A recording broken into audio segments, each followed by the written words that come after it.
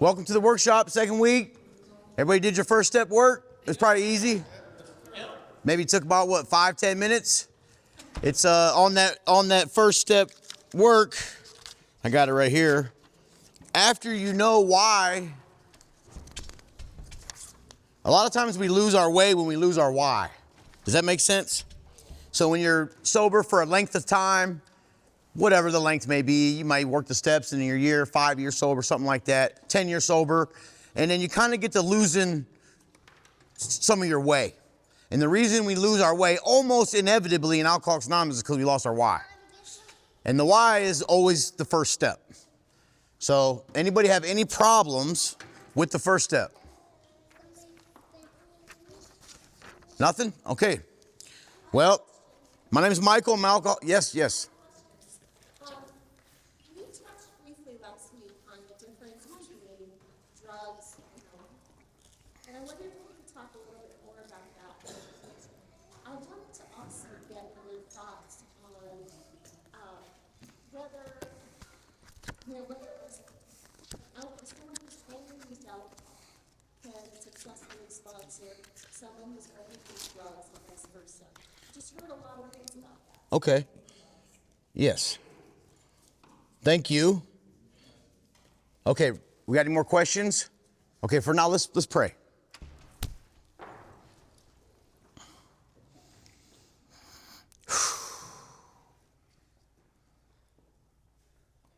God, grant us the serenity to accept the things I cannot change, courage to change the things we can, and the wisdom to know the difference. Amen. All right, thank you, everybody. Once again, my name is Michael. I'm an alcoholic. I have to thank the folks that came in here early today and set up the meeting and made the coffee.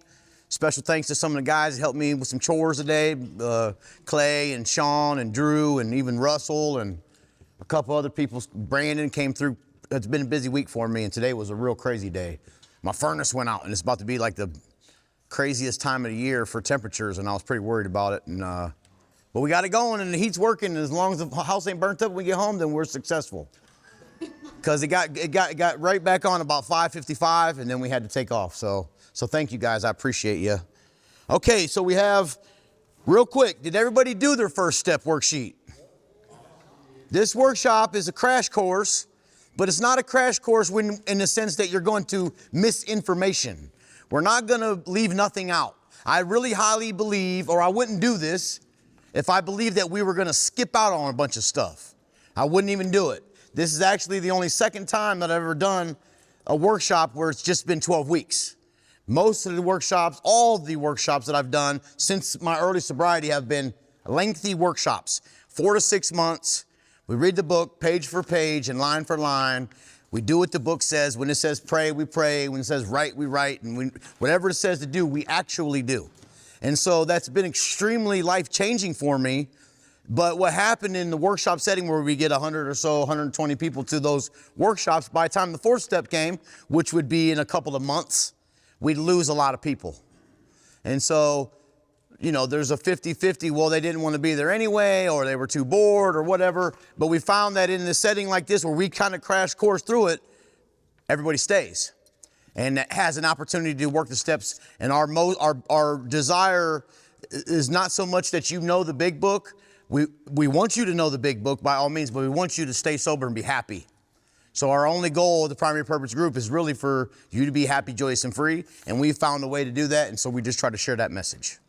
Right on? And so if you can stay current with your step work, I know everybody got busy lives, children, and it's -8 degrees tomorrow, and furnaces go out, and all kinds of different things happen. But if you see, like, that first step work was probably a 5 or 10 minute questionnaire. And it makes a lot of sense of me asking or answering these questions when I knew what was really going on with me. We're going to recap that a little bit, and I'm going to talk about that because it came up a few times. Mark? Huh? Oh, okay, so last week, real quick, by show of hands, who was not here last week? Oh boy. Okay. So I'd like to thank Tiffany for getting us some black dry erase markers so everybody can see. So last week we talked about If you go around Alcoholics Anonymous and you did a consensus of what makes you powerless, you are going to get one of more than 100 answers. I promise you. And I don't really care what answer you get if it works for you. If you believe that you're powerless, I don't know. It doesn't matter to me what the reason. But if you really are able to concede to your innermost self that you're powerless and beat and you're thwarted into the rest of the program as a result of that belief, bop till you drop. I don't care. I mean, I want that to work for you. But the reality is the big book is pretty clear about why we're powerless. And we're powerless because of three things. A physical allergy. Might you have to. Jackson, come on. Come on. A physical allergy. Can everybody see this?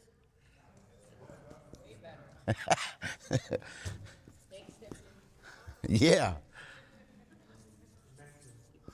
That's right. A mental obsession and a spiritual malady. Now, after last week, most people in this group will have a little bit more understanding of what that really means. For a lot of times and a lot of years, I came to Alcoholics Anonymous, and if you're like me, you came here, people said, you got to admit you're powerless. And we say, okay, I'm powerless. I'm beat. I'm back in rehab again, or I just got out of jail. I got a DUI, or children's services is barking down my neck, or whatever outside circumstance you can come up with. And we based our powerlessness on our outside circumstances.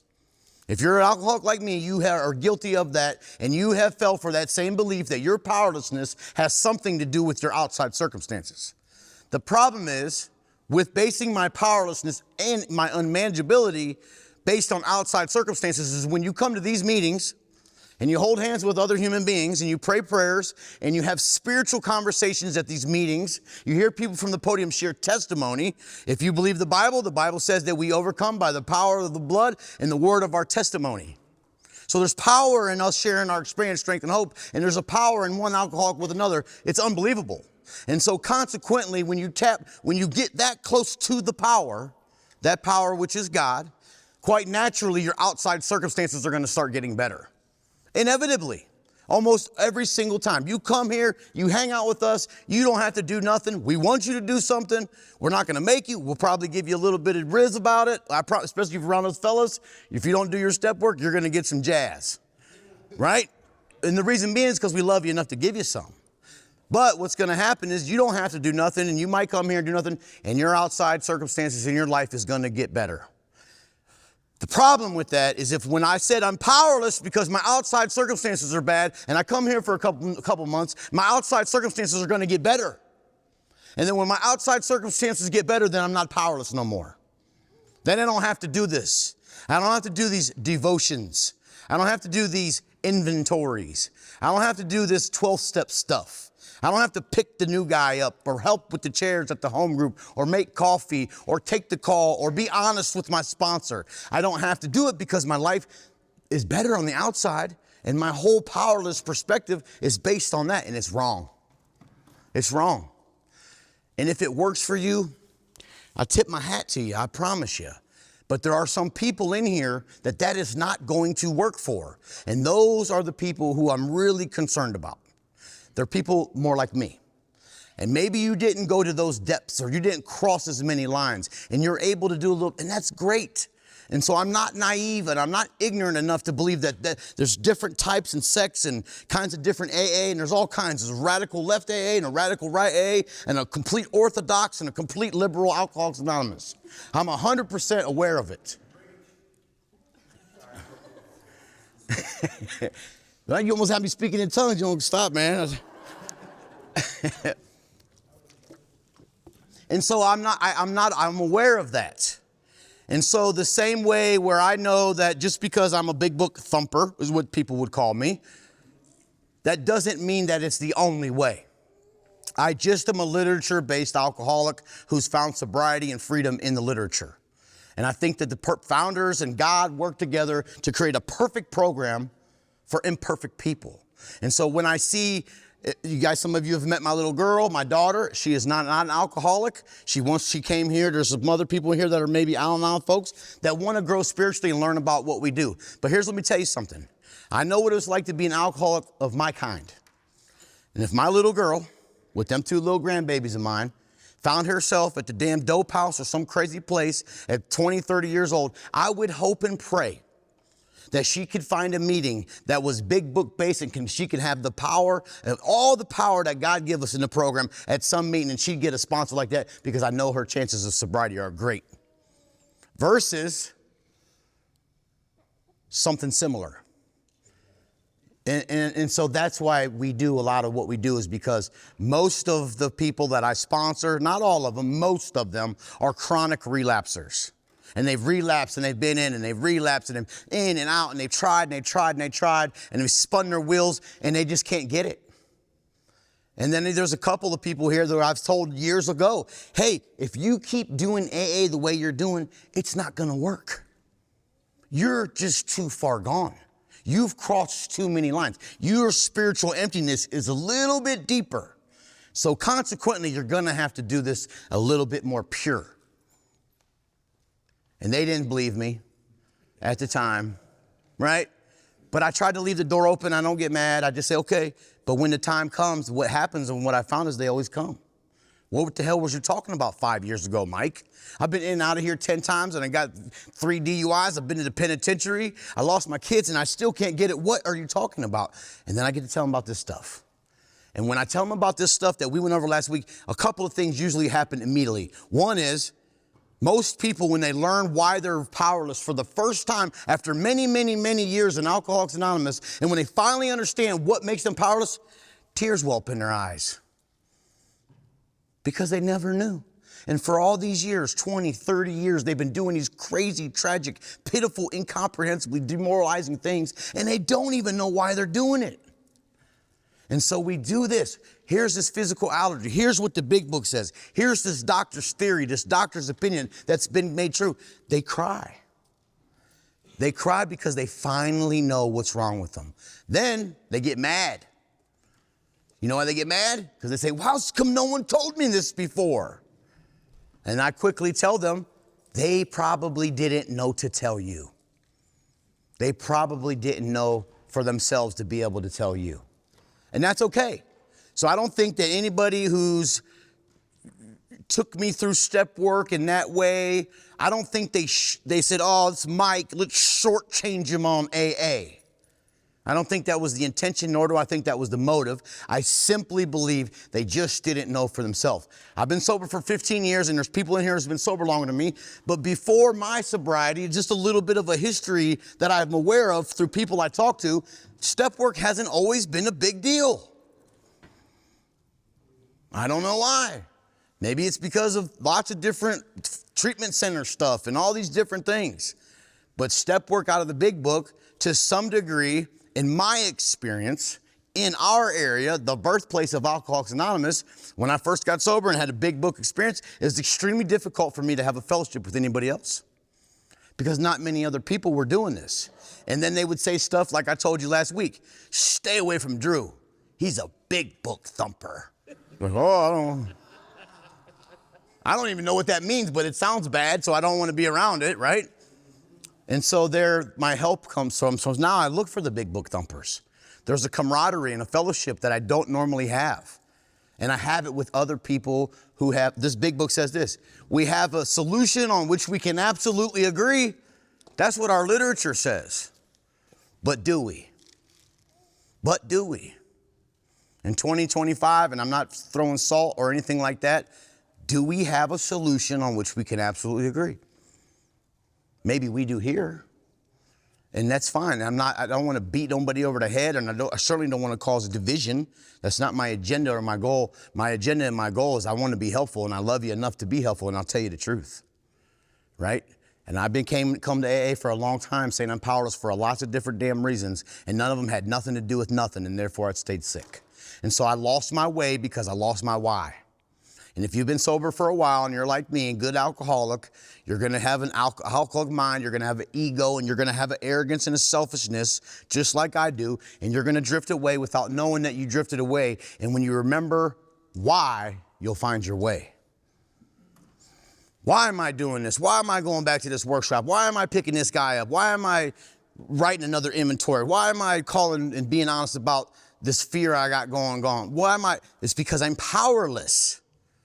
I didn't get sober for 5, 10, 15 years and get some power back. Do I believe there's some power within me? Yeah, but it ain't mine. Does that make sense? I believe I tap into that power, but it's not mine. Make sense? Okay, as far as this, everybody understand this? Chris. I would like to point this out in 5 minutes. I was just reading over the second edition. You were talking earlier, just how strong AA is. And I'd like to point this out. And you think to me, upon therapy for the alcohol, by the way, XXI, the second edition. Upon therapy for the alcoholic himself, we surely have no monopoly. Then he goes on to say, yet it is our great hope that all those who have as yet found no answer may begin to find one of the pages of this book and will presently join us on the high road to a new freedom. Now, I've come across a number of people who have tried Alcoholics Anonymous and it just doesn't work for them. And I tell them, hey, that's all right. Find what works best for you. More power to you. And if you find a solution that's better than what we have, more power to you. Thank you. Bother me, but now it's like I encourage them to find something, whether it's us or something else. Yeah, thank you, Chris. Absolutely. We don't have a monopoly on God. We don't have a monopoly on God. We have a simple way, a simple solution. And that's what we try to share. And it works. Okay. First step. I'm saying I'm powerless over alcohol and that my life is unmanageable, but why am I saying? I'm not saying it because I got a DUI or because I've been to the penitentiary or I lost my children or I lost my job or whatever our outside circumstances may be. I'm saying the big book on page 30 says I have to fully concede to my innermost self that I'm an alcoholic. This is the first step in recovery. It's what the page literature says. And so I have to fully concede that I'm an alcoholic, and alcoholic being someone who has alcoholism. So if I don't know what alcoholism is really, then I'm not going to be able to concede to myself that I got it. It's not possible.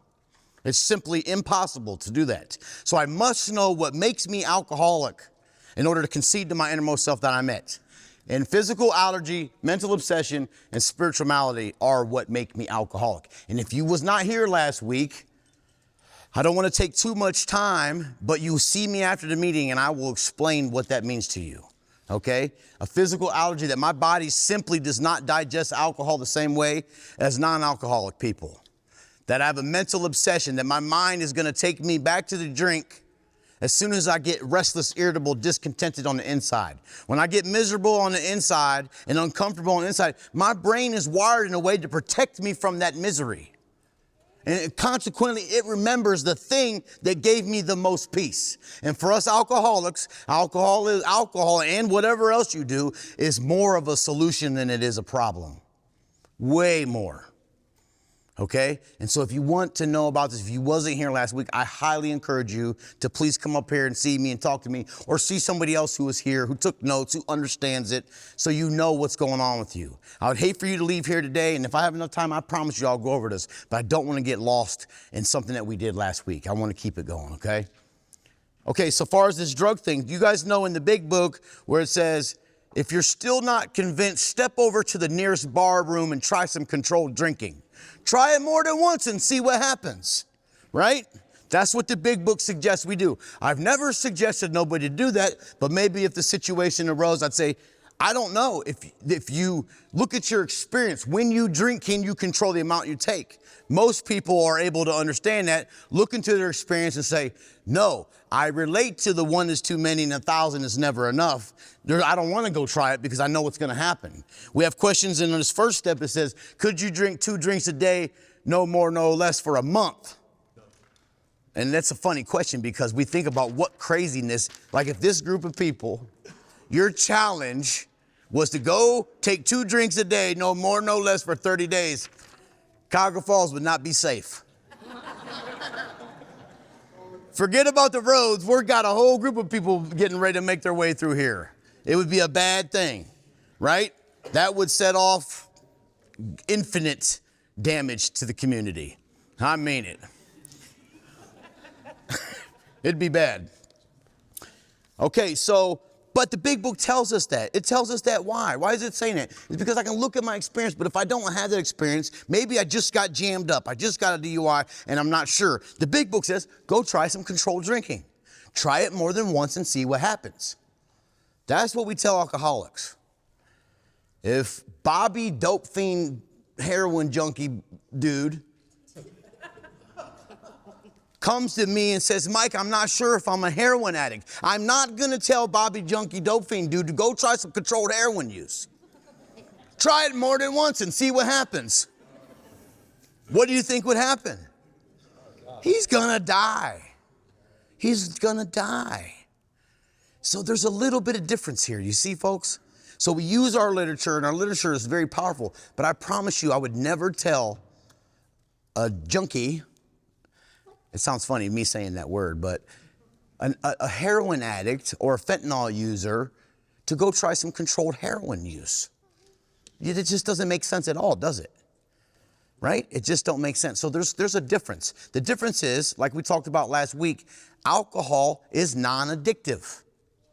Believe it or not, alcohol is non-addictive. Crack cocaine is addictive. Methamphetamines are addictive. Heroin is addictive. Fentanyl is addictive. Valium, Xanax, bars. That stuff is addictive. It was created, it's addictive. Some of it was created to be addictive. Do you understand that? Alcohol is non-addictive. So you have this physical allergy to alcohol. That means I drink alcohol. My body does not digest it the same way as other people's.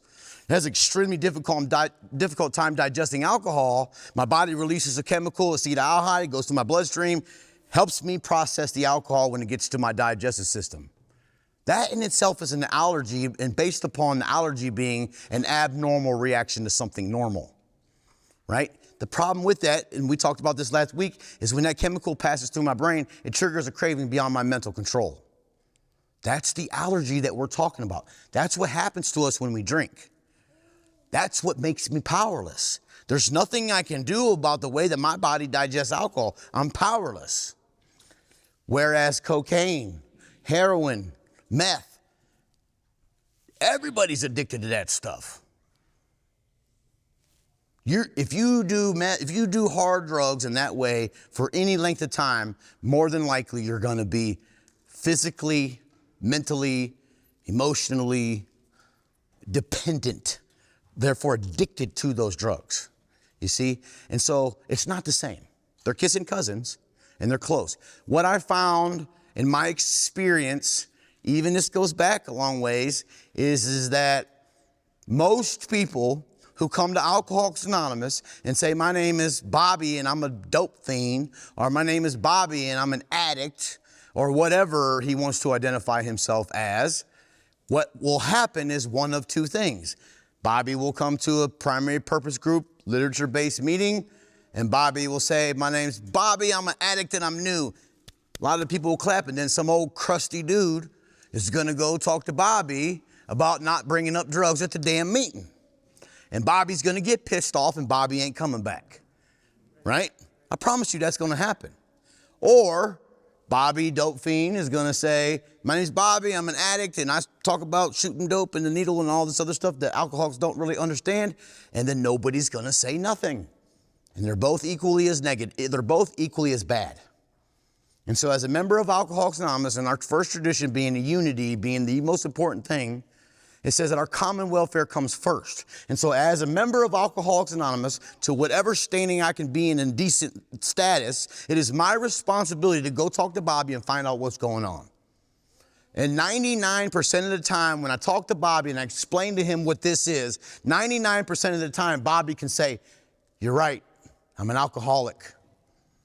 Because if you have alcoholism and it's the same alcoholism that I got, it's cunning, baffling, and powerful. It's trying to trick me, never-endingly trying to trick me. It centers in my mind rather than in my body. It's a damn mirage all the time. And so my alcoholism is going to do like it did to me, it's going to do to you. And you're going to say, like I said, I'm an addict and I'm not an alcoholic, and therefore I'm going to stay sick and never get better. Because I'm going to try to treat my addiction, but underneath my addiction is alcoholism. And if I don't find a solution to it, I'm going to get drunk and high anyway. It's going to happen. I guarantee.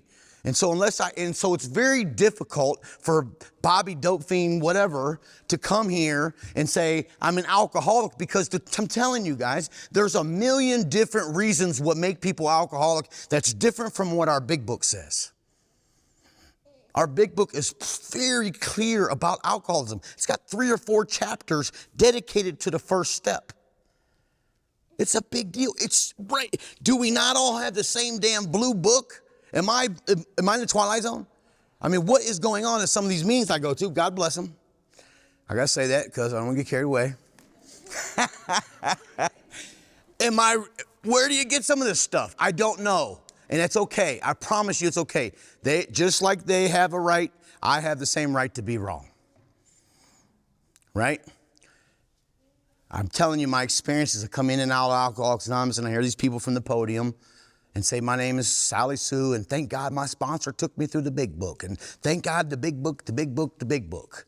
But they told me that there was a big book thumper and I'm supposed to stay away from him. So I don't understand. This don't make sense to me. She's grateful for the big book. They told me to stay away from the big book thumpers.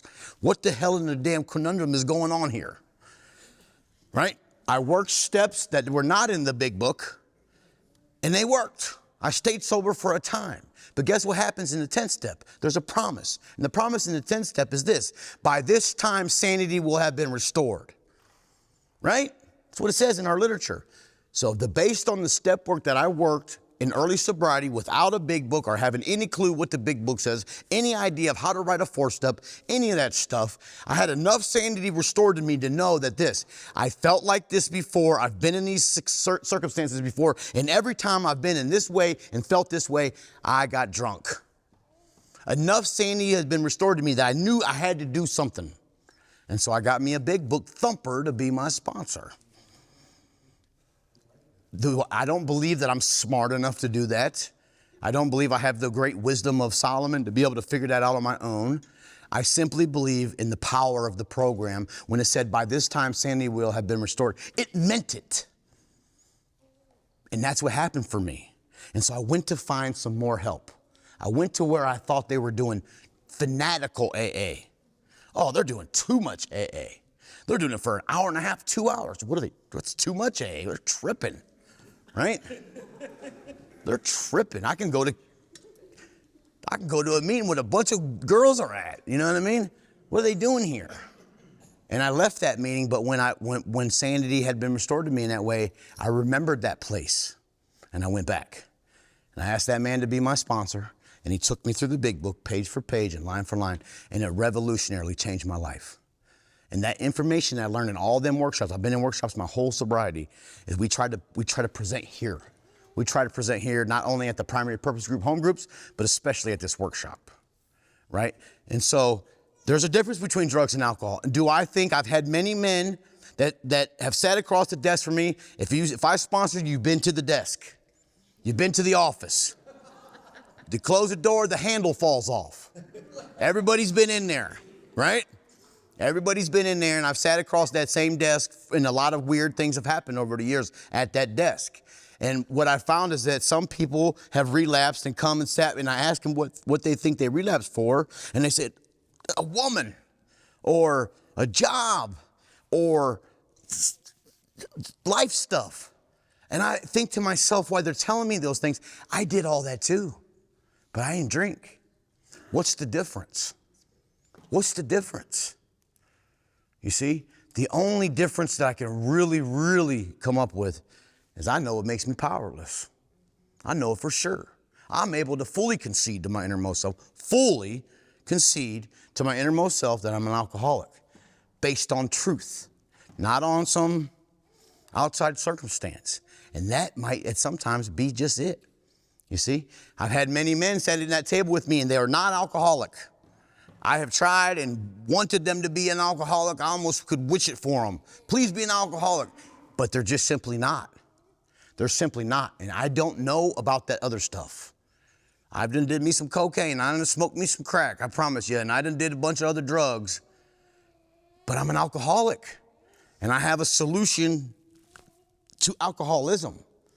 And I go to CA meetings sometimes, occasionally we get together and we do them. And I've done a lot of talks at CA meetings. They use the same literature as us. And so I've yet to find just a pure cocaine addict, yet. Someone who never drank before, not an alcoholic, but just a cocaine addict. I've not come across them yet. 99% of the time, dear, they're alcoholic, they just don't know what it is. And I hope that answers your question. Chris? Sorry, listening to you up there, it reminds me of something you 31, and I put it highlighted and underlined. But physicians who are familiar with alcoholism and readers know such thing as being a normal list of an alcoholic. That scientifically one day accomplished this, but it hasn't done so yet. What it reminds me of is two things. Number one, the whole engine caboose thing. It ain't the caboose, the last thing that gets you drunk. It's the engine, meaning the first drink. And with the cucumber pickle analogy, once that cucumber becomes a pickle, and I'm sure this is the beginners, then once that cucumber becomes a pickle, guess what happens to the you can't go back to being a cucumber. Same thing with the alcoholic.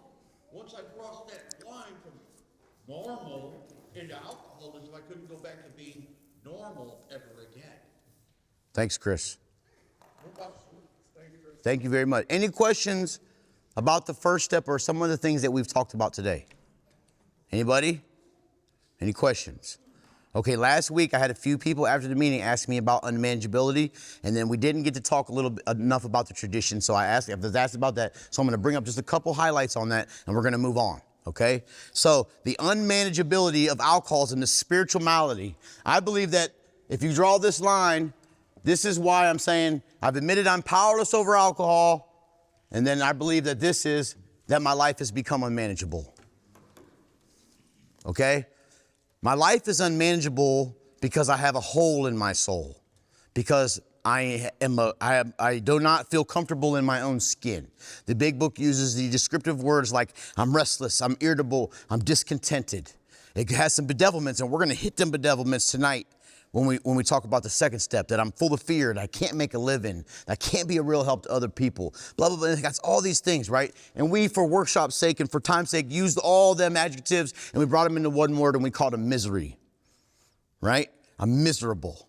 And so if I'm miserable on the inside, and the only solution that I found, there may be some others, I don't know, is the 12 steps 2 through 12 that solve that emptiness.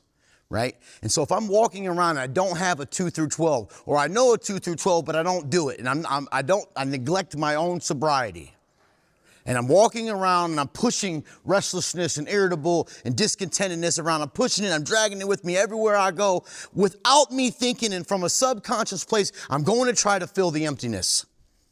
I'm going to binge watch Yellowstone. I'm going to be lustful. I'm going to gamble. You see new people do all kinds of stuff, right? If they just quit and they're not in the solution, I mean, new people do what new people do, right? Everybody knows that. Some people be working out all crazy all the time, trying to fill the emptiness. Some people looking for relationships all the time. Some people go to work never-endingly. We're doing all these different things to try to fill the emptiness. And when I'm trying to live life and I'm trying to live it in the purpose that God created me to live it in, if I'm constantly managing my life trying to fill the emptiness, it makes it unmanageable. It's impossible. And so if I asked you a problem, and I know I came up with this with me and Russ, because he didn't get, I'm sorry, Russell. That's why he sat in the back, because he knew I was going to call on you. And we didn't understand this unmanageability. And I asked him what one of his problems was, and I don't remember what it was, and it don't matter what it was. But as an alcoholic, this is an easy way to see the wheel of unmanageability.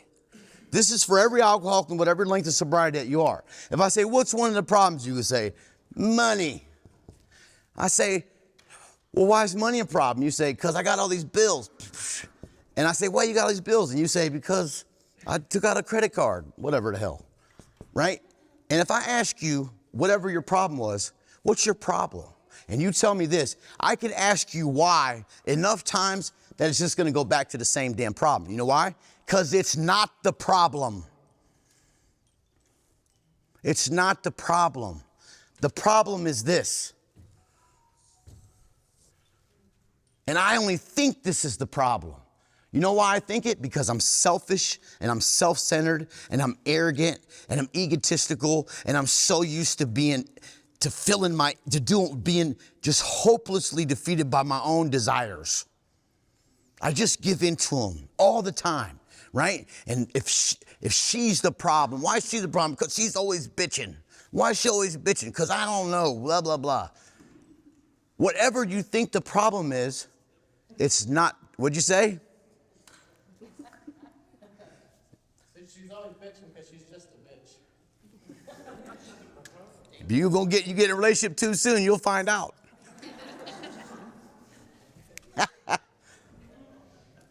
And so listen, when I think that all these things are my problem, you guys, what we are more prone to do is we are more prone to get on the wheel. Do you understand? It's easy for us to get on the wheel to think that this is a problem, which comes to, all I'm doing is I'm pulling fruit and I'm not getting to the root. As soon as I pull fear off, or lust, or anger, whatever, then two grow back. And it's like chasing after the wind. You just don't never catch up. And the reason for that is because it's not the problem. Okay? Any questions about unmanageability? And so, so when I got sober, did they say, Mike, your life's unmanageable? And I'd say, why is my life unmanageable? You tell me. Well, I don't got a car. Good answer. Your life's unmanageable. Is that applicable? Maybe. Why is your life unmanageable? I'm on probation. Is that why my life is unmanageable? Maybe. I got child support to pay. Is that why my life's unmanageable? Maybe. I can't keep a job. It's not good to not keep a job. Is that why my life's unmanageable? Maybe, maybe not. But that's not what this is talking about. My life is unmanageable because of this. Because I constantly think that all these different things are my problem, and they're never the problem, and I'm the problem. I have the problem. It's this. Fit spiritual condition. If I stay in fit spiritual condition, the promises in the big book are overwhelming. They're overwhelming. There's so many promises and so many things that God could do for us we could not do for ourselves. Blah, blah, blah, blah. Having relationships and taking care of children and having jobs and getting raises and getting promotions and getting offered things and coaching softball and all kinds of different amazing, miraculous things as a result of this. But then I'll be 5 years sober and I'll get into the lull. And my relationship won't be as great as it used to be because it's 5 years old because I got into it when I was new. And then she's the damn problem or he's the damn problem. And then I'm chasing this wheel about him or her being the problem. It's not the problem. The problem all the time was me. That's what makes my life unmanageable, folks. I promise you. And if you stay in fit spiritual condition and if you're able to be honest enough or have people in your life who can help you be honest, then all kinds of great and remarkable things will follow. I guarantee it. I've seen it for myself over and over and over again. And I've been sober long enough to make some stupid and huge mistakes. Stupid, and I've learned from them. Right? And I've learned a lot of this information to come to life for me. Okay, we're going to move on. Any questions? Even got me a fancy eraser here. Thank you. Okay, next thing is the first tradition. Our common welfare comes first. Does somebody have it in front of them? They can read it for me? Clay? Yeah, tradition 1, each member of Alcoholics Anonymous is but a small part of the great whole. A must continue to live, or most of us will surely die. Hence, the common welfare comes first, but individual welfare falls after. Okay, so how is that applicable in Alcoholics Anonymous? How is that applicable in my personal life? How is it applicable at work or when I go fishing or all these different things? And so I can simply say in my marriage with Rachel, I'm going to admit some things I don't normally want to admit. And what I'm going to admit is sometimes she's right.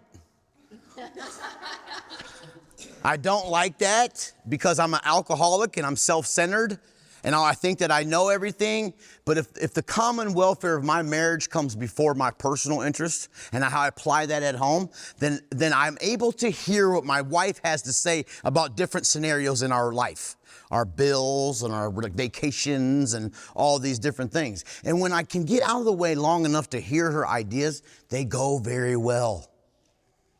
And then we can agree on them, right? Does that make sense? Then it makes our common welfare, our marriage, to be the more important thing than my individual interests and her individual interests. But if I always think that, I'm always right all the time, which I do. I'm an alcoholic. I'm a man. So I think I know and I don't know. And so if I take that principle home and say the common welfare comes first, right? The unity of our marriage is vitally important. Then I have to be able to apply that. And how I apply that is by listening to my wife. Very simple, with an open mind. Most of us alcoholics, for the most of the time that we drank and got high, what we really craved was community. We craved connection. We craved it. Like we did everything for it, puked over it and smoked, burnt our mouths over it, and all kinds of different stuff. We craved it. And so when they're saying unity is so vitally important, why? Because I crave it already. I already got it innately in me to want to be a part of. A unity with other human beings, with other people, is a part of my makeup. Now, if you've been through the struggle and you've been living an alcoholic, I've heard guys say, I just don't want to be close to nobody. Why do you think that is? It's because they've been hurt, relationships end, sometimes they don't work out. But just because you don't want to be close to nobody, don't mean that you don't crave unity. And so when I've been hurt by people I loved and trusted and betrayed by people, and it causes this great fear to want me to keep you at arm's length, who has the problem? I do. And I'm responsible for that. You see, if the common welfare, this unity in these relationships with people. I have people who've been on Alcoholics Anonymous. I just was talking to a fellow today. They got sober on fellowship. So many times they tried getting sober on fellowship. When there's a large group of people doing stuff together, they don't want to be a part of it.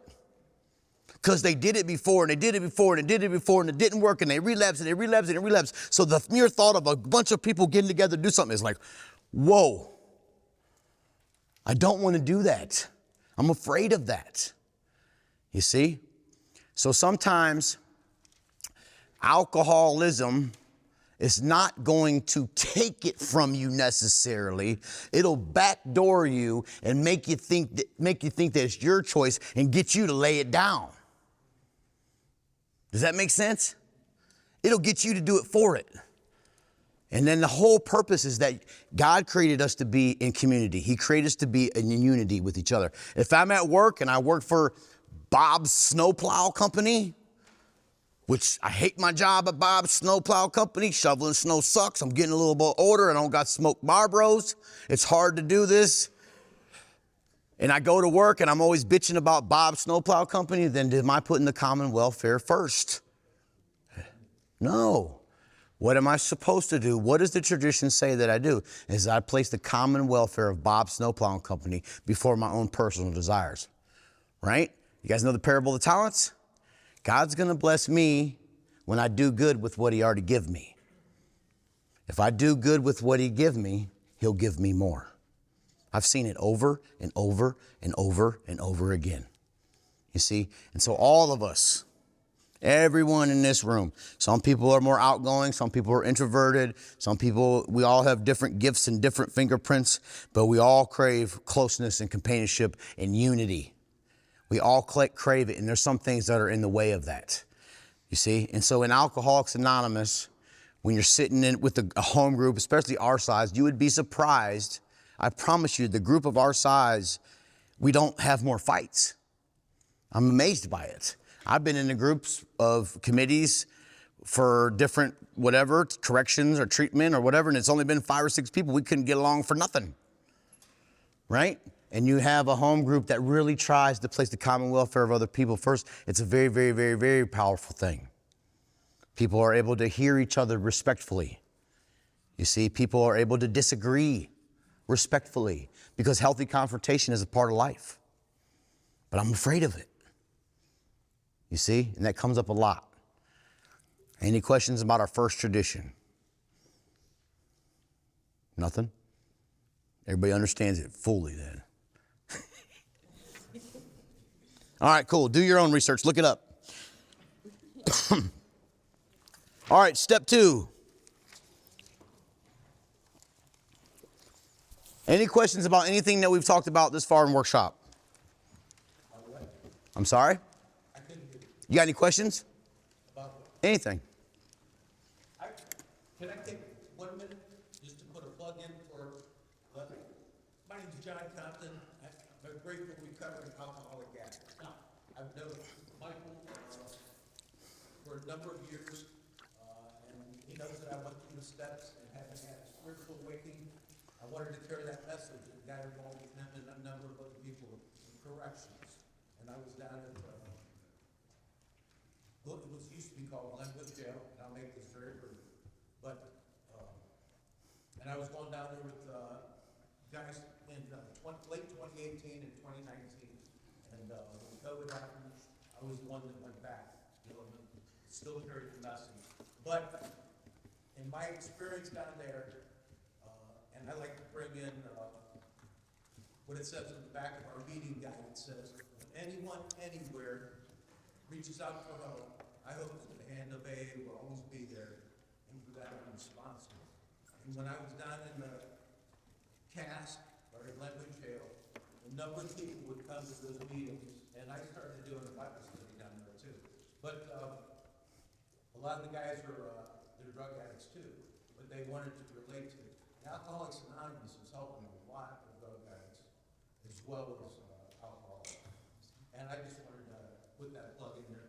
We were the ones that started the 12 steps. I've been to NA meetings before. I've only been to a CA meeting one time, but I've been to NA meetings several times because I was getting literature and taking it down to the guys. But it's all the same steps. And I would just encourage people to be open-minded and try to reach with the grace that God's given us, be willing to share that with other people. Thank you, John. Thanks, John. It's arrogant for me to think that I can help everybody. There's a thing in Alcoholics Anonymous in our literature that says that I have this thing called a do-gooder syndrome.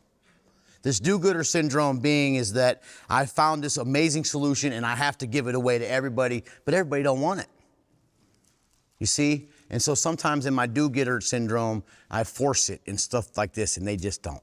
And so, but I appreciate what you're saying, absolutely, but I do know that I am an alcoholic and I can help with alcoholism. And I don't muck that up because the good is the enemy of the best. Good is the enemy of the best. I absolutely agree with John. All 12-step programs has come from the Alcoholics Anonymous. And we've donated and allowed people to use our 12 steps for over 1,000 different 12-step programs. Over 1,000. CA and NA and OA and EA and Wiener's AA and whatever else the hell there is. Sorry, Clay.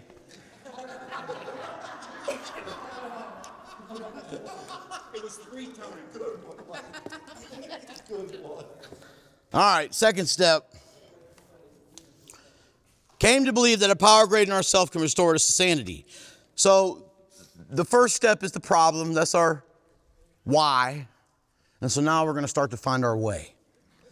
And most people who come to Alcoholics Anonymous have either they have zero idea about God, or they have a great amount of issue with God, or I suppose they're extremely know so much about God you can't talk to them.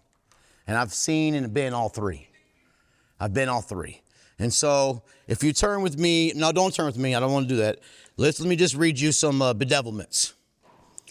We had to ask ourselves why we shouldn't apply to our human problems the same readiness to change our point of view. 1, we were having problems with personal relationships.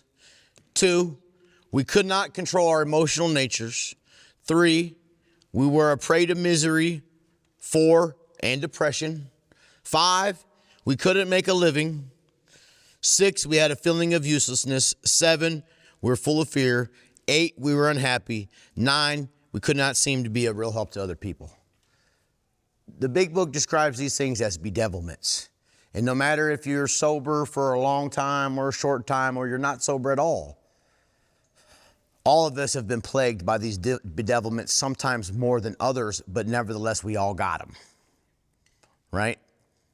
And so if you ask me about my life and how what was going on, I would say the main problem in my life is this is how I feel all the time. And I felt this way for so long, and I've pushed it down deep inside myself and pushed it down deep inside myself that I almost don't even acknowledge that that's what's going on. Not only that, but I don't have the proper words to articulate those words. I don't understand my own feelings enough to be able to articulate something like I'm a prey to misery. Meaning I'm like a little rabbit and there's a damn cheetah chasing after the damn rabbit and I'm running for my life. That's literally me being a prey to misery.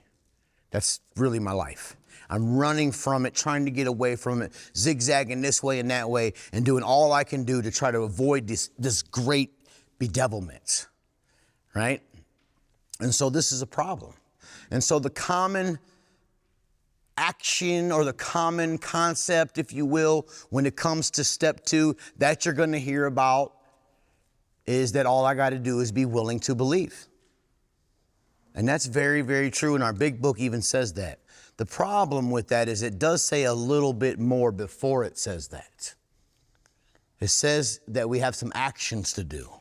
And so sometimes you might hear that the second step is not an action step, that you have nothing to do. It's a mental step. It's just a consideration step. And if that works for you, then fine. But I found that there's some more things in our big book, and there's some actions to take that make the step come more alive. And not only does it come more alive, but the rest of my steps are going to be contingent on this belief about God.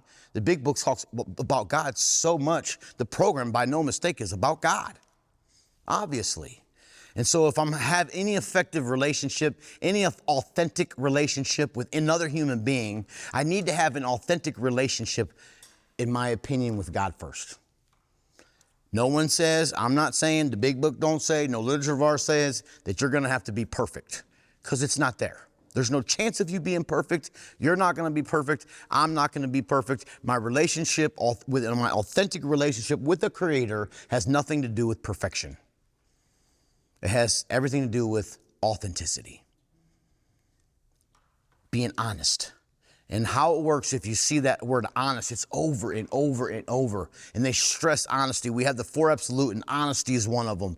The honesty is extremely important. And so what happens is I went through life, and I've heard Joel Osteen tell me different things, and Pastor Bob, and Bishop Marcus, and Granny, and Aunt Sally, and all these different people. They've told me stuff, and I've been to jail, I've been to the church services, and if you're like me, you've got dunked and saved more than once.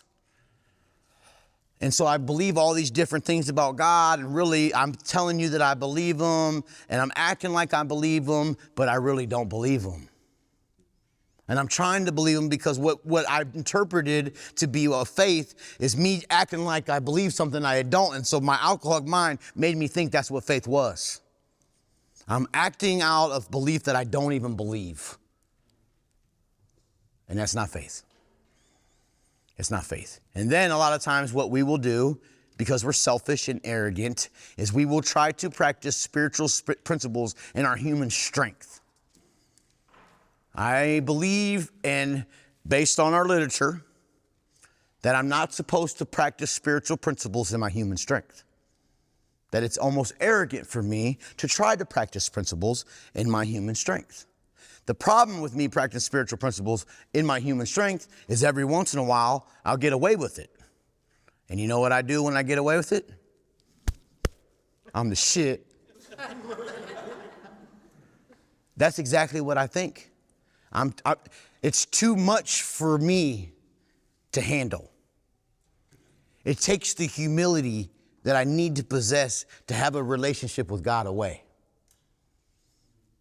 I can't even get over a resentment on my own, although I think I can. Most people in here have been sober for a long time, and if I was to say, what's the longest time you've harbored a resentment, I promise you that if we went around the thing and did a little tally and we put them all over there, the total tally, like the average time for holding a resentment in this workshop is 2.5 minutes. Bullshit. I know better than that. We've all harbored resentments and tried to wish them and will them away. We've all harbored fears we didn't know no one to tell them about. And we've all tried to manage them on our own, even after we knew that we couldn't. We still try, right? If you're an alcoholic like me, you do it all the time. We do it, right? And so the big book says, many of us had moral and philosophical convictions galore, but we couldn't live up to them even though we'd like to. So as much as I want to be spiritual, as much as I want to be resentment-free or fear-free or have this grand relationship with the Creator, in my strength, I don't possess the amount of power needed to be able to do that. Because the big book says, lack of power is our dilemma. What are we going to do about it? And then the big book says, well, that's the purpose of the book. That's just the whole purpose, you see? And so if you look, I don't know if I want to get you turning the pages all over. I don't want to cause any problems. But when you turn to We Agnostics, if you want to, turn with me to We Agnostics on page 45. And at the top of the page, it's going to read exactly what I just said there. If you actually go to 44 at the bottom, it says, if a mere code of morals or better philosophy of life were sufficient to overcome alcoholism, many of us would have recovered long ago. But we found that such codes and philosophies did not save us no matter how much we tried. Why? Because we could wish to be moral and we could wish to be philosophically comforted. In fact, we could will these things with all our might, but the needed power wasn't there. Our human resources, as marshaled by the will, were not sufficient. They failed utterly. They failed utterly, which is a clue. The clue is that I've been doing it wrong. If I had a great, amazing belief in spiritual practice and application in my life, look at Dr. Bob. If you guys know any of our history, Dr. Bob went to the Oxford group. He was a Bible study attender. He believed in spiritual things, but he couldn't stay sober. I sat across that same desk with people and I got them to the second step. We can get them admitting that they're powerless so they can understand why. But when it comes to the second step, they wouldn't budge. They acted like I wanted to do something that was going to place them in danger. They would not budge of their religious convictions. None. And it's extremely difficult. I sponsor a pastor. And for the most part, he's open-minded, but some things he just will not, he won't budge. He already knows everything. He already knows. And so if an alcoholic like me, everything you know is a noose around your neck. In order for me to have a new experience, I got to have a new experience. And I can't have a new experience if I already know. I was just talking with another guy about this. If I already know everything, you tell me to go shake everybody's hand, I already know what's going to happen if I do that. So I'm not even going to do it. The action of doing it is way more important than what you think the outcome is. Program Alcoholics Anonymous is a program of action. You see? Then it goes on to say that lack of power was our dilemma, that we had to find a power by which we could live, and it had to be a power greater than ourselves. Obviously, but where were we to find this power? Well, that's exactly what this book is about. Its main object is to enable you to find a power greater than yourself, which will solve your problem.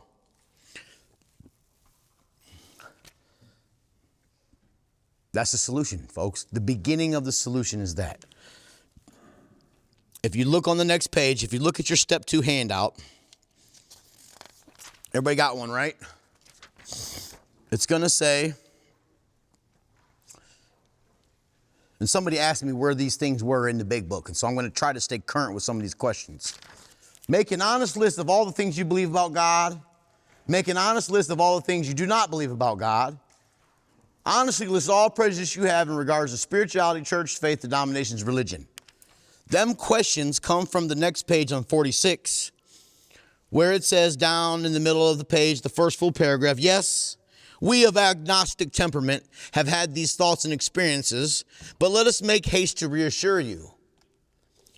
We found that as soon as we were able to lay aside prejudice and express even a willingness to believe in a power greater than ourselves, we commence to get results. It's a promise. If you do this, this will happen. If you do this, this will happen. But if you're an alcoholic like me and you read this page, you just kept on reading because you really didn't know what it meant, but you thought you did. Right? Even though it was impossible for any of us to fully define or comprehend that power, which is God. And so we've made a little bit of a way for you to be able to lay aside prejudices and express a willingness to believe. And that's going to come from the first few questions. Now, it's vitally important that you do this exercise personally. And what I mean by personally is do these questions like you were born on the island. Like no one's ever influenced you about anything about God ever before. It's vitally important that you have an authentic and real understanding or an ununderstanding or authentic relationship with God. Meaning, what are some of the things I believe about God? Some of the things I believe about God are good. Some of the things I believe about God are not so good. What I tend to do is the things that I believe about God that are not so good, I stuff them and act like they're not really there, which is I'm just lying to myself. I'm just lying to myself. Second question, make a list of all things you do not believe about God. Some of the things I do not believe about God are good. Some of the things I do not believe about God is bad. And what do I do with the negative when it comes to God and stuff like that? It's my pattern, more than likely, to stuff it inside of me and act like it's not really there. The problem with me doing that is when I do that, I'm losing a little bit of authenticity. You see, I'm losing a little bit of realness and wholeness and substance in regards to my relationship with God. You see? And so the next step's going to ask me to make a decision to turn my will and my life, my thoughts and my actions over to this power. Right? It's going to ask me to make this major decision. And so I better come clean here in the second step because it'll make my third step a lot better. You see? And so if I believe that God is punishing, I need to put that on this paper. I believe God is punishing. I also believe that God is loving. Can you believe both? 100% you can believe both. Some of the things I put on there, which was extremely scary for me, and I caution myself even mentioning some of the prejudices and things that I've had because I don't want you to have them just because I had them. I don't want to do that. But the severity and the honesty that I'm asking, that the big book is asking for here, is some of this. I believe that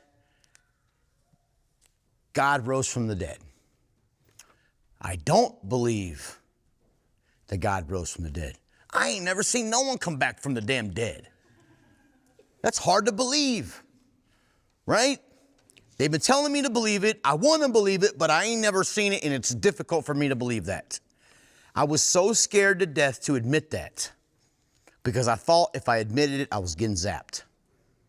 Not only did I think I was getting zapped, but I thought the earth was going to swallow me up. Cursings on cursings on cursings was coming. The crazy thing about me admitting it, which I'm so oblivious to, is that God already knew I didn't believe. He already knew. And so when I wrote all these different things down about the things I believed, that some were good and some were bad, and I went, and what I want you to do with after you do this exercise, and a lot of guys that I sponsor have termed it their letter to God. And so when you write all this stuff down, what you want to do this week is after you do it, go to a spiritual place. Your spiritual place might be your bedroom. It might be the chapel. It might be down by the river. It's cold as hell outside, but go outside. Whatever you want to do, wherever you want to go, and sit down with God and have a serious time and say, God, you can write your stuff in lists or spreadsheet. I don't care how you do it, but elaborate. God, I believe this about, I don't believe you came back from the dead because I ain't never seen no one come back from the dead before. And that's exactly what I did. When I read my letter to God, I was scared to read my letter to God.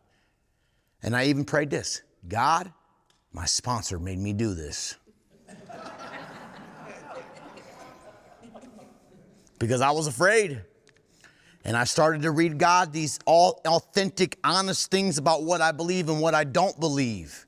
If the whole program is about God, I better get somewhere on some solid ground. And I started to believe, and I was crying, and I was scared to death, and I'm, God, I believe this, and I don't believe this, and sometimes I feel like you're far away. Everybody told me you're close, but I don't feel like you're close. And I started to elaborate on these things that I believed and I didn't believe. And what happened was this. I had this intuition, if you want to call it, which was this. Who do you think you are? I was like, oh. I was already sitting down, and I shrieked because I thought I was getting zapped. And I really believe with all my heart of hearts that God said this to me. It don't matter to me what you believe or don't believe. It don't change me, it only changes you. But I could never get to that place unless I was honest about those things. You see? And so it was a little bit easy for me to believe. Do you believe God can restore you to sanity? Probably. But if you peeled that layer back and you asked me another question, do you believe God wants to restore you to sanity? No. I'm too much of a piece of crap. I hurt too many people. I broke my promise to my children too many times. God don't want to restore me to sanity. I don't even feel like asking. It's not right. If I have any backbone at all, the question just seems out of this world. It's like me just asking strangers for millions of bucks. You see? And so for me to have this honest time in conversation with God, just like we're having a conversation here, or you'd have a conversation on the way home from here tonight, have that conversation with God. Be extremely honest, even if it's scary. Because I promise you, whether you know it or not, or admit it or not, God already knows. He just wants to hear it from you. He just wants to hear from you. Honestly list all the prejudices you have in regards to spirituality, church, denominations, faith, religion, blah, blah, blah, blah, blah. Some of the things I wrote, and once again, I'm going to say a few, but I don't want to give you my things I've had before, because I promise you they have evolved into new ones. Some of the things I was prejudiced against was Muslims. I got sober in 2009. The last thing I could remember was being in the county jail, and them flew into the damn buildings and blew up New York, and I'm locked in a cell for a week, so I don't know about the Muslims. Right? That was my honest answer. I'm prejudiced against Muslims. They fly into buildings and shit. That's what I really believed.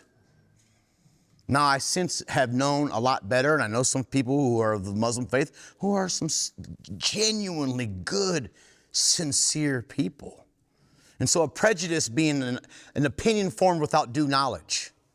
So I was prejudiced against the whole damn faith because of an incident. And so I had to put that on there. I'm prejudiced against Catholicism. A lot of you guys will have that probably. Why? Make your own reason. I was prejudiced against organized religion. I was prejudiced against all kinds of different stuff. If I was honest with myself, especially early days sobriety, I was extremely prejudiced against lots and lots of spiritual things. And so it's not my answers that matter. It's your answers for your step work that matters. It's your step work. You be honest with your step work because it's your step work. Your step work, the only way that you're going to be growing in effectiveness and understanding is you have a good, effective 12-step experience, which will help you be helpful to other people. And if you can get free of these ideas inside of you and these beliefs and non-beliefs and these things that you might think are negative that you're stuffing down inside of you, they're only hurting you.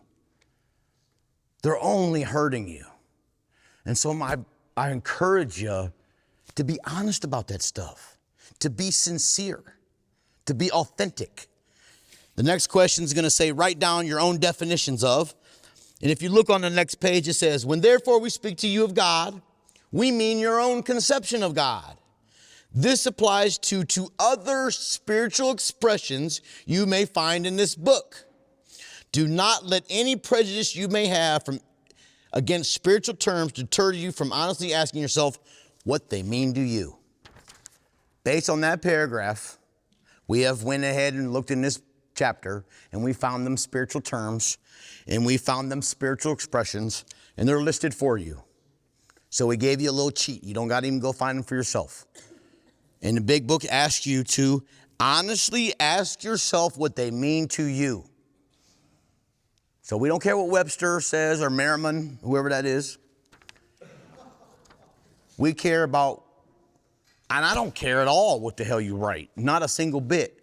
But what I do care is that you're honest about the things that you believe. So when the spiritual term comes up in our book, God, what does that mean to you as an individual? When Him or supreme being or power, whatever these expressions that they use in the big book, honestly ask yourself what it means to you. For our whole lives, folks, we've been believing what everybody else tells us to believe. We've been believing what everybody else tells us to believe, and most of the people who told us to believe some stuff, they all probably meant well. They probably loved us enough to tell us to believe in what they believe, which is a cool thing to do. But we've never asked ourselves what we believe. And God is big enough to handle it. Okay? Next question. Write down your opposites to the 9 bedevilments on page 52. We went over the bedevilments. You guys know what they are.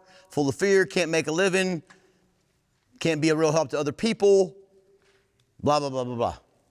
It's asking you to write your own opposite of those. If you being a prey to misery, remember we talked about that, I'm like the rabbit and there's a leopard chasing me around. If that's what in my mind, when I think of myself being a prey to misery, that's the vision that I see. So what would the opposite of that be? That the misery would be the rabbit and I'd be the damn leopard. That's the opposite. Misery would be a prey to me. Right? Hand up, Clay. I got it. Oh. The great misery and depression. It's 2. It is 2, yes. So whatever your opposite, and here's the thing about this exercise in the bedevilments, you guys. The program is powerful. The reason the program is so powerful is because God's so powerful. Infinite power. Infinite. And so when you do the opposites of your 9 bedevilments, what I want you to do and encourage you to do is dream big. Don't just put on a weak answer. What's an amazing answer for you? What is an amazing answer for you? If you're having problems with personal relationships, which you probably are, we all have, or have at some time or another, what is the most amazing opposite of that? Whatever that is, write it down. Write it down. And because I'm telling you that if you follow through with the rest of the program, what usually happens is what you wrote there as the opposite usually comes true. It usually comes true. So why not make it huge? Why not dream big? Here's my saying. Everybody knows my saying. If you take a thimble to the ocean, you'll get a thimble worth of water. How much God do you want? I heard that from a guy named Mark Houston. He's long passed, but he used to say that all the time, and it's an amazing thing to say. If I go as if I'm the thimble and only empty myself out a little bit, I can only get a little bit in, right? If I take a thimble to the ocean being God, how much God do I want? Shit, if it's infinite, let me get as much as I can handle. I'll try to carry something off and give it away, right? And so what I'm encouraging you to do there is dream big on those things, because I'm telling you what I've always found is those come true. And dream as big as you can dream on them today. Next year or the year after or 6 months from now, you'll be doing another workshop or you'll be going through the steps again and you'll dream bigger because you'll see that they have come true. And a lot of times, most people have heard my lead in here. I say things like, in the abandoned basement, I dreamed a dream, and the dream I dreamed is if I could just be sober and homeless, that'd be super cool. And that was all I could muster up because I was a nothing. I was a crumb of a man. God, if I could just be sober and homeless, that'd be so awesome. And in my 15 years of sobriety, every single dream I dreamed came true. I mean, more than I could even dream or imagine. I'm telling you, so much so that I have to legitimately dream new dreams. And that can happen for you. I'm not special in the sense that, oh, it's just going to happen for me. The program, though, is special. And if you do what the program says and you follow these dictates in our literature here, it can happen for you too. Right? And so don't settle for crumbs. If there's an infinite God that loves you and you're responsible to do the work, what do you think is going to be in the way of you doing the work? You are. your fears, your resentments, your lazinesses, your old ideas, all these different things are going to be in the way. It's going to say, do it tomorrow. And the problem with alcoholics is a lot of times that tomorrow don't come. So do it now. You got a week. Every step we're going to do a week. Even that fourth step, we're going to get it done. We're going to do it together. You'll be able to do it. I promise. We've done this. We've done this. We do it all the time. So you can do it too. Are you willing? So on the next page, on 40 or 53 here. Wait, maybe I'm wrong. Yeah. It says, are you willing to regard yourself as an intelligent agent? And then it says, are you willing to regard yourself as a spearhead of God's ever-advancing creation? That is on, I'm sorry, I was wrong.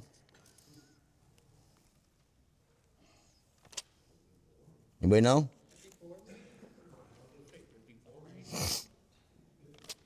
I don't know where it's at, but it's in there. 49. There it is. Middle of the page. Who said that? Thank you. Instead of regarding ourselves as intelligent agents, spearheads of God's ever-advancing creation, we agnostics and atheists chose to believe that our human intelligence was the last word, the Alpha and the Omega, the beginning and the end of it all. Rather vain of us, wasn't it? So the chapter, we agnostics, and when it says we atheists and agnostics, if you could change that, and I'm not a big fan of changing anything in the big book, but if you could for just this workshop today, change those two things and say alcoholics. Let me read it in that way. Instead of regarding ourselves as intelligent agents, spearheads of God's ever-advancing creation, we alcoholics chose to believe that our human intelligence was the last word, the Alpha and the Omega, the beginning and the end. Rather vain of us, wasn't it? Because the chapter to the we agnostics was written for alcoholics. And you can call the chapter whatever you want to call it, but it's for us. You see? It's for us. And so if we all had great faith and we were all on the spiritual hilltops, we wouldn't have come to damn AA. So something's wrong. Something's wrong with the way that we believe. Something's wrong how I've processed it, how I've internalized it, how my crazy alcoholic mind has wrapped its selfish fingers around it and molded it into something that it's really not. And if you're an alcoholic and you've been sober for a long time, you'll know, just like I know, that my alcoholism, my arrogance, and my selfishness will take the very things that saved me from the yawning jaws of death, and they'll wrap its hand around and manipulate the principles and make them selfish. I promise you, alcoholism is powerful, right? But we keep doing this, and we get free, and we get free. Same thing. Take a thimble to the ocean, you'll get a thimble worth of water. How much God do you want? How much God do you want? And if you think of that, our minds may snap shut to something like that, but in the truest sense of the form, in reality, what more better thing can there possibly be? What better thing could there possibly be? A new Harley? Sounds cool. But infinite amounts of God? He owns all the Harleys. Right? So the coolest thing, in my opinion, my experience, is that, yeah, I settle for less than what God has for me. I always settle. Always. I don't even mean I should have been a damn pilgrim because I'm such a settler. That was bad. I'm such a settler, I just simply settle all the time. When I force and try to have my way, I'm settling for crumbs. You see? Always. Any questions about this second step? Then it goes on to say, now the question that we always hear, that's what's the second step question, is, do you now believe, or are you willing to believe, that there's a power greater than yourself? You can see by just a little bit of time we spent together today here, folks, there's a lot of stuff going on before that question appears. And in my opinion, it's vitally important for me to get rid of some of this stuff that's inside of me. It's so vitally important for me to be honest with God about what I believe about Him and what I don't believe about Him before I can answer this question sincerely or authentically. I can't say, yeah, I'm willing to believe that God can I'm willing to believe that there's a power greater than myself. but that power don't like me. What good is that? It better than nothing. But what if I told you you could have more? But what if I told you that God's bigger than what you think he is? And how we find out I was getting rid of things within myself that's blocking me, right? And so the second step, to some degree, is almost like a little mini inventory, a little God inventory, okay? So my suggestion is write all this stuff out, do as very best you can, be as honest as you can. If you can't be honest, ask God to help you be honest, because he wants you to be honest, I promise. And he'll help you find the things that's inside of you. And then take this letter, or whatever you want to call it, and go somewhere where you think is spiritual. I don't care where it is. It's whatever. It doesn't matter. It doesn't have to, it just has to be somewhere. Go somewhere and say, God, and if you're scared, you can say, Mike asked me to do this. I believe this about you, and here's why, and elaborate with your answers. And next week, we'll come in here, we'll talk about the third step, and we'll go into chapel, and we'll all get down on our hands and knees, and we'll pray an authentic third step together because we did an authentic second step. Does that make sense? If you had to ask me, every single step is powerful and probably the right answer, that no one is more powerful than another. But if you ask me, when I was in that room at the Mayflower Hotel, because that was the spiritual place I picked, the chapel at the Mayflower. If you guys know the Mayflower, it ain't a very spiritual place. But they had a little chapel, and that's where I went. And when God said, who do you think you are? And I shrieked. And God said to me, it don't matter to me what you believe or don't believe. It don't change me. It only changes you. That might be my most profound spiritual experience in Alcoholics Anonymous, because the rest of my step work hinged on that. And if I would have been left to my own devices, that I kept an understanding about God that really don't love me. I'd have kept an understanding inside of myself that's dishonest and unauthentic. Okay? Any questions about the second step? Chris? From your experience, what was your first concept of God or higher power? I'm picking your brain here because I'm curious. What? From your experience. I don't want to, this is the same as I don't want to tell you my beliefs and my non-beliefs because I don't want to influence you.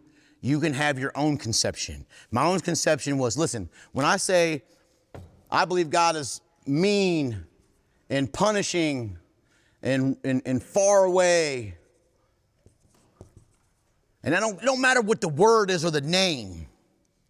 God's too big for that. He don't care. He loves you no matter what. And I got these things on my list, and the big book says, when you lay aside prejudices, and over here I say, well, God's loving and kind, and he's close to me, blah, blah, blah, blah. And I do like the big book says, when I lay aside prejudices, and I express a willingness to believe, I commence to get results.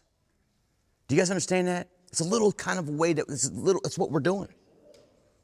Does that make sense? It makes sense to me. I was just picking your brain because I'm curious. Maya.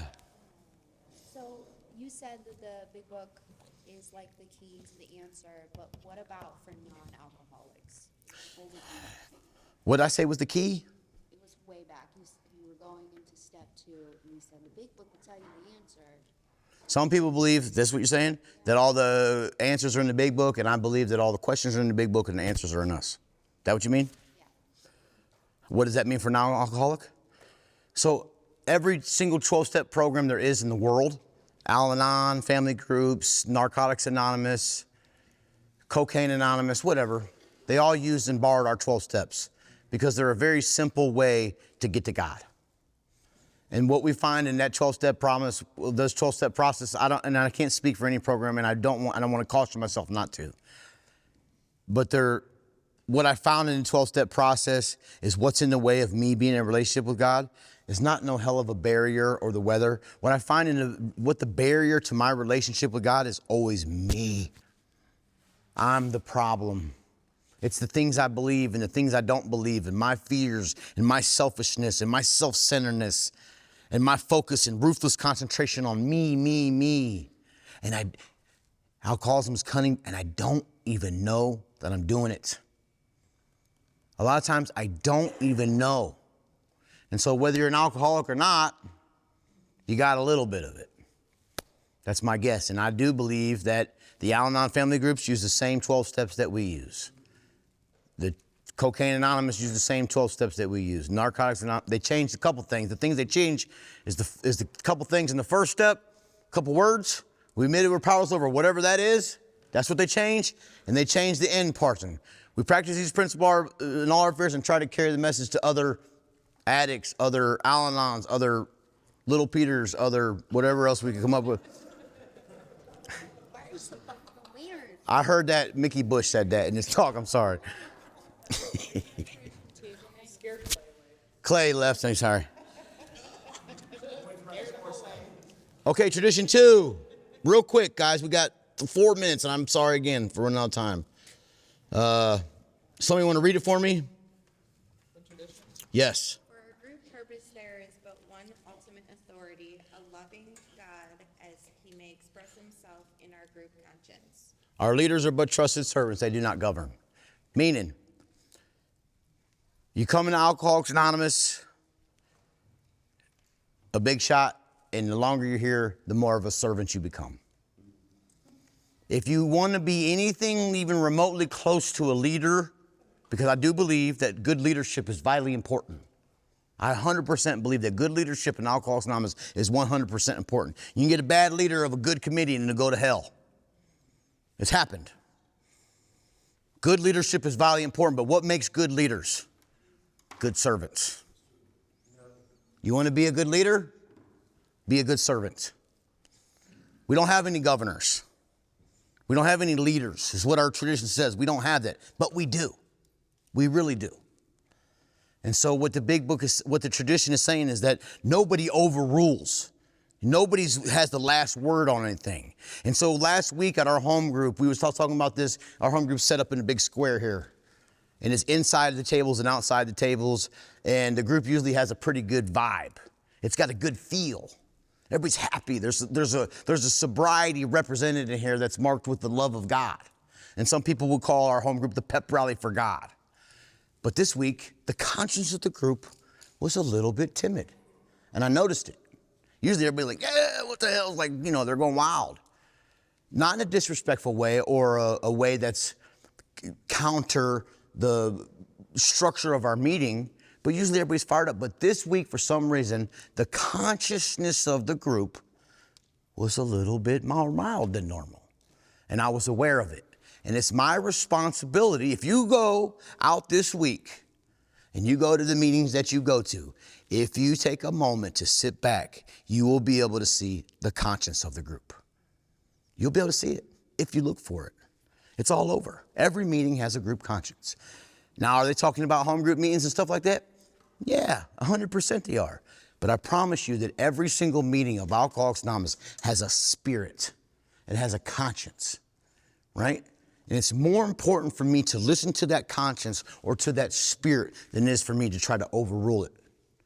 Does that make sense? And I'll recap it next week. Any other questions about what we went over? The second step is a lot of work. Sometimes it's hard. Okay? If you've never done nothing like that before, you might have a difficult time with it. Don't miss out on it, though. Ask God to help you. Call each other. Call me. I'll help you. Whatever we can do to get each other through. You got 1 week. Next week, we're moving on. We're going to talk about third step, and we're going to jump into the fourth step a little bit next week. Okay? Any questions? All right, let's pray it out.